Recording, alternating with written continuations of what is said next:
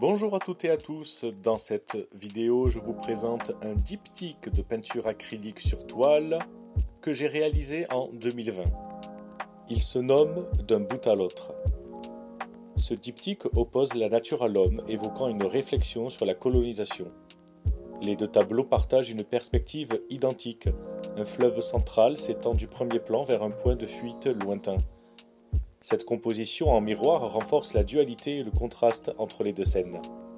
Nous pouvons voir sur le tableau de gauche, celui en bleu, une embarcation antique évoquant une culture marginale ou autochtone qui s'approche d'une grande ville moderne, voire futuriste. Des projecteurs se braquent sur cette embarcation comme pour l'ausculter ou bien la mettre en lumière, attirant l'attention des spectateurs sur cet élément exotique et étranger. Le tableau de droite, sur fond vert, est cette fois-ci un bateau moderne qui se rapproche d'un environnement vierge et naturel, symbolisant la nature intacte. Les projecteurs de ce bateau moderne éclairent l'environnement naturel, créant un contraste. L'homme moderne envahit et observe ce territoire inconnu avec une certaine prétention à la domination. Le regard est dirigé d'une manière opposée dans chaque tableau. Dans le tableau de gauche, les faisceaux lumineux orientent le regard vers l'embarcation antique, incitant à réfléchir sur l'étrangeté et l'exotisme. Dans le tableau de droite, le faisceau lumineux dirigé vers la nature suggère un focus sur un monde encore sauvage où l'homme moderne projette son désir d'exploration et de conquête. Cette disposition en miroir suscite une première réflexion sur l'impact de l'homme sur la nature. La puissance humaine, incarnée par le bateau moderne, rappelle les explorations de Christophe Colomb et les débuts de la colonisation. On imagine facilement la suite de cette scène. Construction, déforestation, appropriation de l'environnement, sans respect pour son intégrité. L'effet miroir entre les deux tableaux propose une histoire inversée rarement représentée. Dans le tableau de gauche, ce sont les autochtones qui, par hasard ou curiosité, découvrent un monde urbain moderne. Cependant, contrairement aux explorateurs, ils n'ont aucun pouvoir sur cet environnement. La modernité les observe, les éclaire et semble les juger comme des étrangers. On pourrait imaginer qu'ils deviennent des objets de curiosité, voire d'oppression, réduits à des bêtes de foire, entre guillemets, dans ce monde qui leur est hostile. Dans cette scène, la ville semble transformer cette arrivée en un spectacle. On pourrait imaginer des foules massées dans les rues et aux fenêtres, captivées par cette apparition exotique. En revanche, dans le tableau de droite, la nature apparaît comme un vide et intouché, suggérant que, si elle était habitée, ses occupants auraient probablement fui à l'approche du bateau moderne. Ce diptyque semble diriger notre regard vers deux réalités contrastées. L'industrie et le progrès, entre guillemets. Dans le tableau de gauche, le monde moderne braque ses lumières sur l'autre, l'inconnu dans un acte de curiosité teinté de domination. L'espoir et l'harmonie. Dans le tableau de droite, le regard est dirigé vers la nature, offrant une vision d'harmonie et de coexistence. Le bateau moderne, en revanche, représente une menace potentielle pour cette paix et cette pureté. Ce contraste invite à une réflexion profonde sur l'humanité et notre relation avec la nature. D'un côté, un progrès qui consomme et domine, de l'autre, une réalité qui aspire à plus de respect et d'équilibre. Nous pouvons nous attarder sur quelques détails. Dans le tableau de gauche, sur fond bleu, le paysage nocturne de la ville plongé dans des teintes bleues et sombres suggère une atmosphère de froideur et de modernité. Les gratte-ciels et l'architecture dense témoignent d'une ville oppressante, avec un horizon entièrement dominé par les constructions humaines. L'embarcation antique semble modeste, un intrus dans ce monde de lumière artificielle et de lignes géométriques.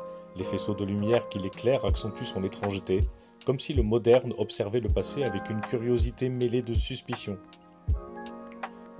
Le tableau de droite, sur fond vert, à l'opposé, ce paysage naturel est baigné de teintes chaudes et organiques, dominé par des tons verts et terreux. Le fleuve, entouré par ce qui semble être de hauts palmiers, évoque un paradis sauvage et préservé. Le bateau moderne, au projecteur puissant, tranche avec ce cadre naturel. Les faisceaux de lumière semblent presque agressifs, projetant un sentiment d'intrusion et d'autorité. Dans les interprétations symboliques, chaque tableau semble jouer avec l'idée d'une domination et d'intrusion. Dans le tableau de gauche, c'est la ville qui domine, avec ses lignes strictes et ses lumières qui capturent l'embarcation ancienne comme un spécimen rare. Ce monde moderne semble analyser, classer et objectifier cette étrangeté venue du passé. Dans le tableau de droite, le bateau moderne impose sa présence dans la nature, les faisceaux de ses projecteurs pénétrant et illuminant un monde jusque-là intact. Ici, l'homme moderne devient celui qui envahit, qui explore et qui s'impose. La lumière dans ce diptyque joue un rôle essentiel. Elle dirige le regard et symbolise le pouvoir de l'observateur. Dans la ville, la lumière éclaire et isole l'embarcation ancienne, mettant en avant la vulnérabilité des cultures marginalisées face à l'industrialisation. Dans la jungle, la lumière du bateau moderne crée une sensation de surveillance, rappelant la manière dont les colons occidentaux ont souvent exploré et exploité les territoires exotiques. Le diptyque semble dénoncer l'illusion de la découverte. L'homme moderne, en imposant son regard sur la nature, se comporte comme s'il était en droit de posséder ce qu'il voit. A l'inverse, lorsque l'embarcation antique approche la ville, elle est immédiatement vue comme l'autre, un objet de curiosité et d'infériorité, sans le même droit d'appropriation. Cette opposition fait écho à l'histoire de la colonisation où les explorateurs européens ont souvent légitimé leur conquête des terres sauvages, tout en rejetant les cultures qui ne correspondaient pas à leurs normes. Le bateau moderne, dans le tableau de droite, suggère ce regard dominateur, qui voit la nature comme une ressource à exploiter. L'embarcation antique, dans le tableau de gauche, évoque quant à elle la vulnérabilité des cultures confrontées à cette modernité écrasante. Le diptyque propose aussi une réflexion sur le progrès.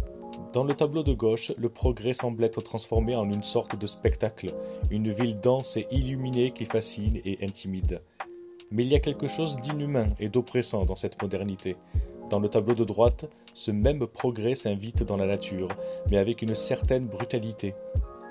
Ce qui semble être des palmiers, et qui bordent le fleuve, apparaissent comme de maigres remparts face à l'avancée du bateau moderne, une image qui pourrait suggérer la fragilité de la nature face à l'industrialisation. D'un bout à l'autre interroge notre relation à l'espace et à l'autre. Ce diptyque rappelle que la découverte et le progrès peuvent être ambigus, générant autant de destruction que de fascination. Il semble inviter à réfléchir sur une coexistence harmonieuse où la rencontre avec l'autre, entre guillemets, qu'il s'agisse de la nature ou d'une culture différente, ne serait pas fondée sur le contrôle ou la domination, mais sur le respect et la curiosité bienveillante.